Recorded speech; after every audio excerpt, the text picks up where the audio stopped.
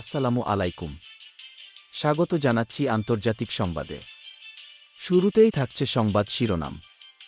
জানিয়ে দিব আমাদের হাতে থাকা সর্বশেষ আপডেট আন্তর্জাতিক সংবাদ। রাশিয়ার সঙ্গে স্থলভাগে যুদ্ধবিরতিতে রাজি নয় ইউক্রেন।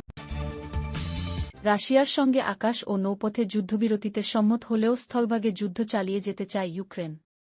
কারণ কিয়েভের আশঙ্কা, সম্পূর্ণ যুদ্ধবিরতি হলে রাশিয়া নিজের সেনাদের পুনরায় সংগঠিত করে ফের হামলা চালাবে। যুক্তরাষ্ট্রের প্রেসিডেন্ট ডোনাল্ড ট্রাম্পের কাছে ইউক্রেন প্রধানমন্ত্রী ভ্লাদিমির জেলেনস্কি বলেন, আমরা নৌ ও আকাশপথে যুদ্ধবিরতি চাই। আমরা এই প্রতিশ্রুতি দিতে প্রস্তুত যে নৌ এবং আকাশপথে রুশ বাহিনীর উপর হামলা চালানো হবে না।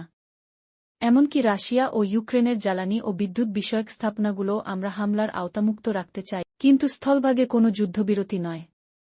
কারণ সেক্ষেত্রে মাত্র কয়েক মাসের মধ্যে পুতিন রুশ সেনাবাহিনীকে সংগঠিত করে ফেলবেন এবং ফের ইউক্রেনে হামলা চালাবেন। Update news today.